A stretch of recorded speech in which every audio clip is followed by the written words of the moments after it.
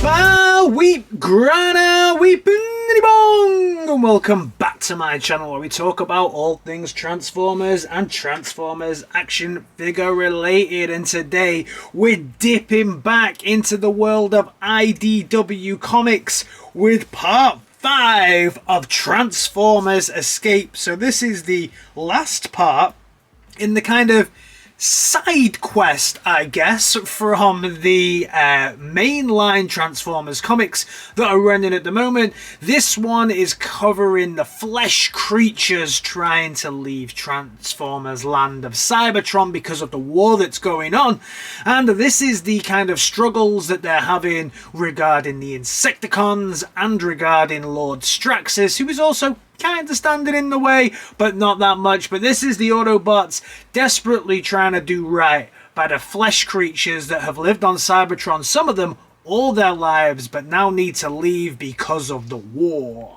Let's kick off then with this cover, and this is not only the best cover in this set of issues, but the best Transformers cover I think I have ever seen. I do love the more kind of vampiric monster look that they have going with the Insecticons in this, and this takes it to that whole new extreme with their faces looking over Cybertron, ready to be Cybertron's new rulers, and their clone horde army in the background here, all day glow and lit up. Absolutely killer. Love it. All the sharpness, the black, purple, day glow green, 90s kind of G2 vibes coming from it as well. Absolutely awesome. Loving this cover. So we then open the bad boy up and we see a little picture inside. Writers, art, color, letters, editor, assistant editor, and supervising editor. This is just a recap of where we were. So we know they visited Darkmount in the last issue, and Straxus told them basically that they can't have all the arcs that they want because 2.5 arcs he needs for the population of Darkmount, because he believes Cybertron is actually coming to an end.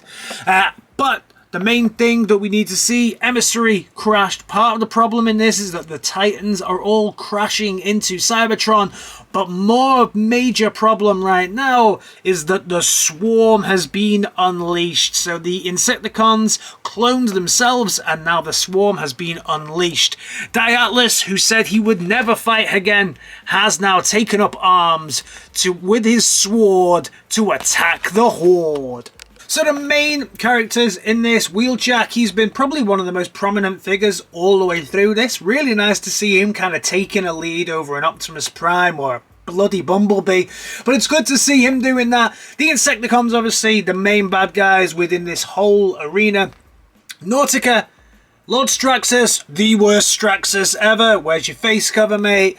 Then Hound, Atlas, Road Rage, nice to see Road Rage making an appearance, and Leviathan. So this issue kicks right in where the last one left off. The Swarm, the Horde, the Insecticons are attacking. Road Rage is attacking them back, and we can see that they are trying to defend their position to keep the flesh creatures really, really safe, but it's just too much. There is so many of these things, these clones just attacking, and they're starting to attack Darkmount as well. Just Insecticons. You got them in the air, you got them underground, and then you out to Wheeljack to say that they are under attack. You can see Atlas really in the heart of the fight here, and telling Wheeljack to run. Get everybody to the ships and get out, because there are too many Insecticons for everybody to deal with. Leviathan has joined the fight, and we can see Leviathan is even having a bad time against it. Even though he is decapitating a version of Kickback here, it's still a difficult fight. However, the flesh creatures are now saying, we want to join the fight as well. So we can see that this one, who looks like he's doing a little bit of diving with his forearms and his lasers, he's actually got these guns that will really work well on the Insecticons, and he has 4 of these guns. Lord Straxus sees what's going on, tells everybody seal Darkmount so that nobody can enter and then get his people to the ships. As he said in the last episode, his first priority is to the residents of Darkmount. It's a very different take on Straxus, that he is more concerned about his people. He's almost like a segregationist, essentially, like segregating himself off, doesn't care about the rest of the planet, just cares about his people. Looking at the next page, we see Diatlas in the heart of the battle, remembering back to the time when he used to fight against the cons, and he just continues to use his swords to chop out all of the limbs of the Insecticons, limb after limb after limb. Leviathan puts up a good fight, but unfortunately it's too much, and Leviathan is brought down, and we see the Insecticons eating on his electrons. Electrons! Wheeljack, however, has a plan. He's taken the technology that he saw from the flesh creatures, added a little bit of stuff to it, and been able to use it themselves. So he smashes out a really nice shot from this gun that just completely electrifies everywhere. Doesn't seem to hurt Leviathan too much, but gets all of the Insecticons off him. Unfortunately, what they did was they managed to drain themselves by using this weapon, unfortunately. So, although this is a great super weapon, it ain't so good for the users and seems to really just have the one use and then you're over. We can see that the Insecticons are attacking the flesh creatures as well, because they also like to munch down on a little bit of flesh as well as metal.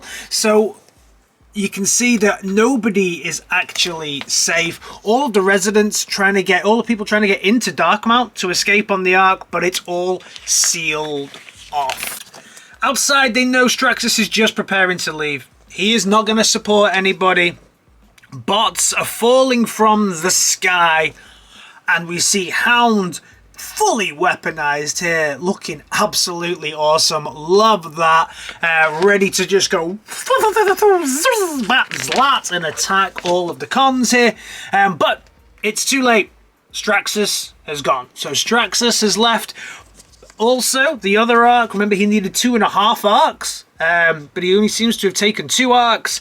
But this other Ark seems to have been munched and crunched, and we can see that it's dying and dying. Straxus loses Ark B.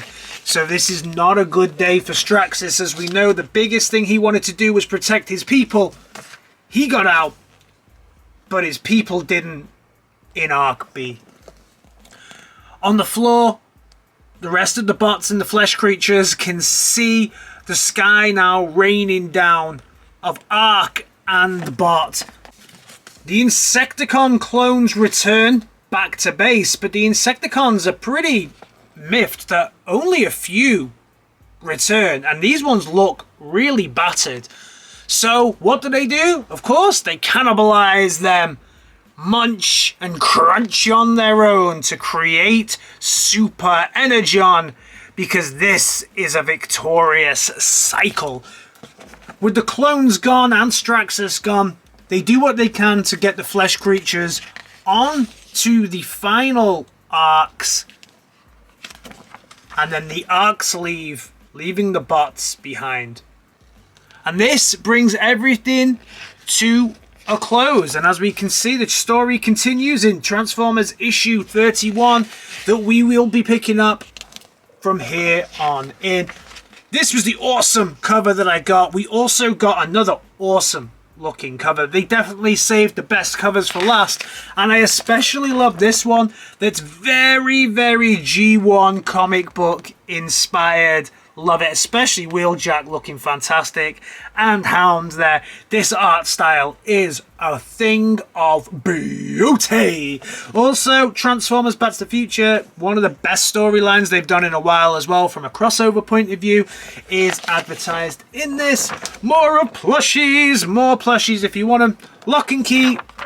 And then finally, the Ark on the back. So that's the final issue of Transformers Escape. I've really liked it, although I do have to say it's not what I expected from the kind of diagnosis or the synopsis that came out originally. I thought it was going to look at the normal inhabitants, not the flesh creatures, and how they deal with the war. And I don't think it touched on all the points I wanted. However, it is a good story, but I think that the idea of how the war on Cybertron affects the normal people of Cybertron would have been a much better way to go here, like the original plan was, not just how they're going to escape.